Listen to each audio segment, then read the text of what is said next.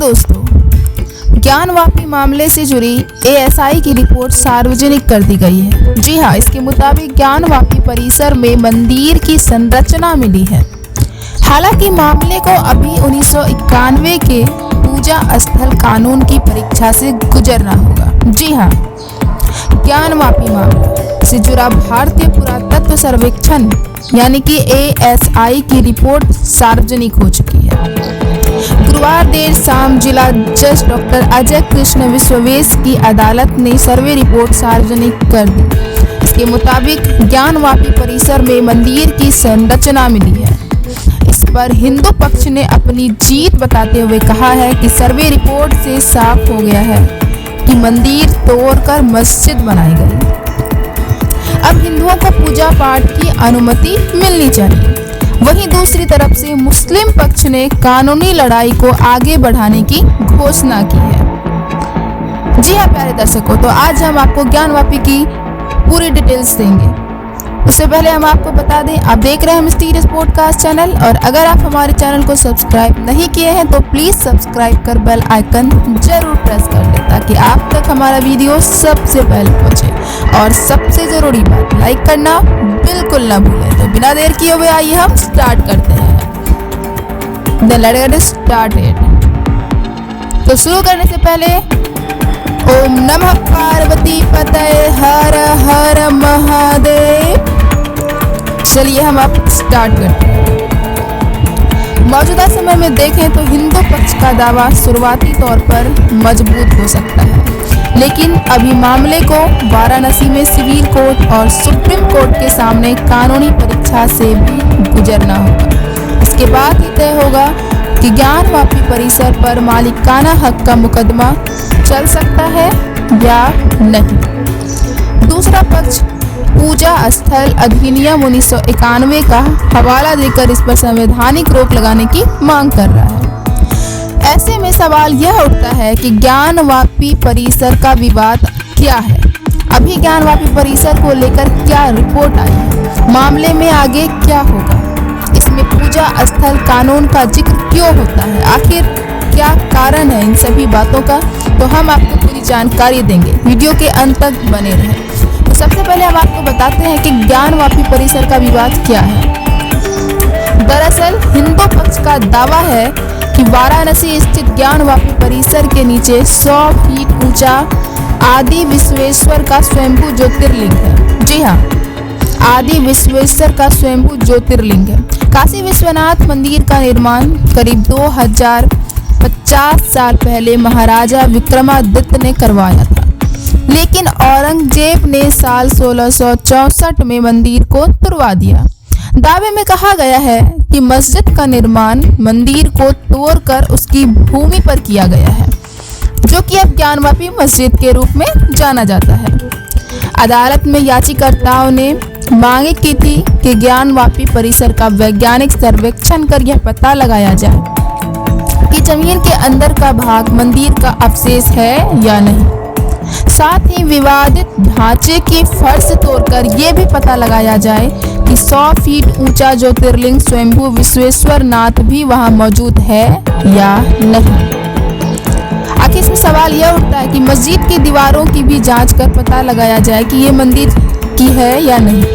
याचिकाकर्ताओं का दावा है कि काशी विश्वनाथ मंदिर के अवशेषों से ही ज्ञानवापी मस्जिद का निर्माण हुआ है। इन्हीं दावों पर अदालत ने कोर्ट कमिश्नर नियुक्त करते हुए एएसआई से सर्वे करवाया था। जैसा कि आप सब जानते हैं, एएसआई सर्वे चल रही थी।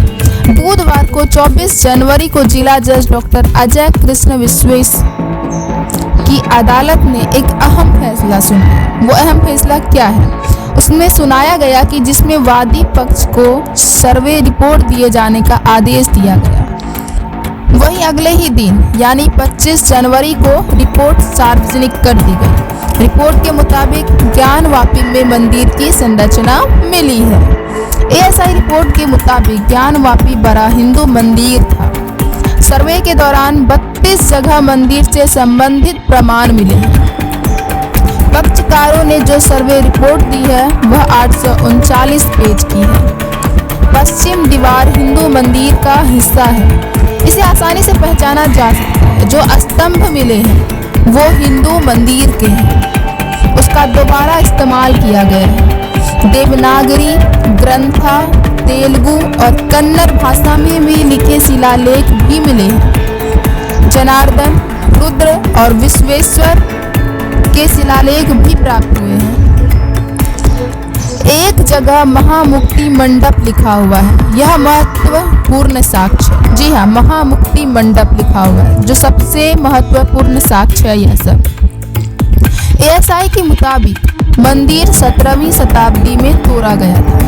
इसकी तिथि 2 सितंबर 1969, जी हाँ 2 सितंबर 1969 हो सकती है।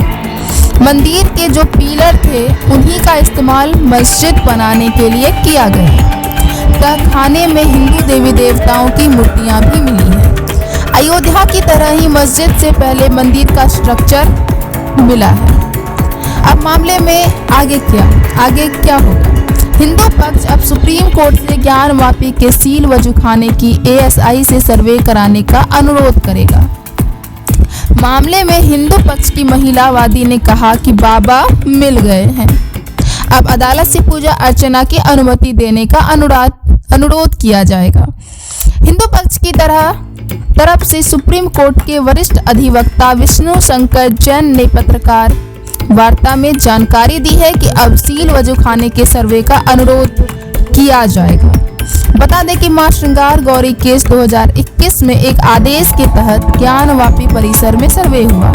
सर्वे के दौरान ही 16 मई 2022 को ज्ञानवापी स्थित वजूखाने में आदि विश्वेश्वर का शिवलिंग मिलने का दावा किया गया था। जैसा कि आप सब जानते होंगे, ऐसा 2022 में ऐसा हुआ। उसी दिन हिंदू पक्ष की मांग पर अदालत के आदेश से वजूखाने का सील कर दिया गया था वजूखाने को। अब ज्ञानवापी परिसर विवाद में पूजा स्थल कानून का जिक्र क्यों होता है? आखिर देश में जब भी इस ज्ञानवापी मामले की चर्चा होती है तो उसमें 1991 के पूजा स्थल कानून का जिक्र किया जाता है। वर्तमान में वाराणसी में सिविल कोर्ट और सुप्रीम कोर्ट के समक्ष उन याचिकाओं की सुनवाई हो रही है कि क्या ज्ञानवापी परिसर के स्वामित्व का मुकदमा चल सकता है या नहीं। मुस्लिम पक्ष का दावा है कि पूजा स्थल अधिनियम 1991 इस पर संवैधानिक रोक लगाता है। दरअसल पूजा स्थल अधिनियम 15 अगस्त 1947 तक अस्तित्व में आए हुए किसी भी धर्म के पूजा स्थल की प्रकृति बदलने और किसी स्मारक के धार्मिक आधार पर रखरखाव पर रोक लगाता है। यह केंद्रीय कानून 18 सितंबर 1991 को पारित किया गया था।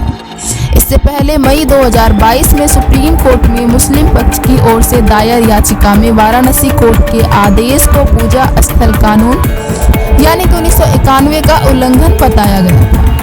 याचिकाकर्ता ने पूजा स्थल अधिनियम 1991 की धारा 2, 3 और 4 संवैधानिक वैधता को चुनौती दी थी। याचिकाकर्ता का कहना था कि ये तीनों धाराएं संविधान की मूल भावना और प्रस्तावना के खिलाफ है। इस पर सुप्रीम कोर्ट ने कहा था कि 1991 के कानून के तहत धार्मिक स्थान की प्रकृति का पता लगाना वर्जित नहीं है। किसी स्थान के धार्मिक चरित्र का पता लगाना अधिनियम की धारा 3 और 4 के प्रावधानों का उल्लंघन नहीं हो सकता है। हालांकि सुप्रीम कोर्ट को अभी यह तय करने के लिए अंतिम दलीलें सुननी है कि क्या 1991 का अधिनियम ऐसी याचिका दायर करने पर भी रोक लगाता है। न्यायालय ने अभी तक मौखिक टिप्पणियों को छोड़कर इस मुद्दे पर कोई फैसला नहीं सुनाया है। ज्ञानवापी केस में पूजा स्थल कानून की स्थिति अब क्या है? भारतीय पुरातत्व सर्वेक्षण की रिपोर्ट बताती है कि ज्ञानवापी मस्जिद से पहले वहां एक हिंदू भव्य मंदिर मौजूद था। कहा जा रहा है कि मुस्लिम पक्ष इसे अदालत में चुनौती दे सकता है। वहीं अदालतों को पहले यह निर्धारित करना होगा कि क्या ASI रिपोर्ट पर निर्णायक रूप से भरोसा किया जाए या नहीं। इस मामले में हिंदू पक्ष के वकील विष्णु शंकर जैन कहते हैं, पूजा स्थल अधिनियम 1991 की धारा 3 और 4 में धार्मिक स्वरूप का जिक्र किया गया है। 15 अगस्त 1947 को जिस धर्म स्थल का जो धार्मिक स्वरूप था वही रहेगा। ऐसे में सबसे मूल सवाल यह उठता है कि यदि किसी धार्मिक स्थल को तोड़ा गया है, जी हाँ, यदि किसी धार्मिक स्थल को तोड़ा गया है तो क्या उसका धार्मिक स्वरूप खत्म हो जाएगा? 15 अगस्त 1947 को, जी हाँ, 15 अगस्त 1947 को किसी धर्म स्थल का स्वरूप क्या होगा, अब अदालत अपने फैसले में यह निर्धारित करेगी। यह कानून कोई ब्लैक एंड बैन नहीं है। यदि कोई मंदिर तोड़कर मस्जिद बनाई गई है तो उसकी प्राप्ति के लिए मुकदमा किया जा सकता है। इसमें यह कानून बाधा नहीं बनेगा। सिविल कोर्ट में धार्मिक स्वरूप तय हो सकता है। विष्णु शंकर जैन कहते हैं कि सितंबर 2022 में वाराणसी कोर्ट ने ज्ञानवापी केस में अपने फैसले में कहा था कि नवंबर 1993 तक परिसर में हिंदू पक्ष पूजा करता आया है। ऐसा कथन उनके वाद में है, इसलिए पूजा स्थल अधिनियम 1991 इस केस में लागू नहीं होता है।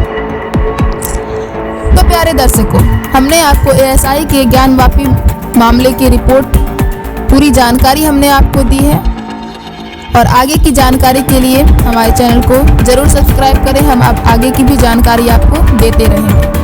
तो प्यारे दर्शक, आपको हमारा आज का यह पूरा वीडियो कैसा लगा, कमेंट के माध्यम से अपनी राय हमसे ज़रूर साझा करें और लाइक करना बिल्कुल ना भूलें। तो इसी के साथ मिलते हैं नेक्स्ट वीडियो के साथ। अभी के लिए धन्यवाद। जय हिंद, जय भारत। स्वस्थ रहें, सुखी रहें। हर हर महादेव।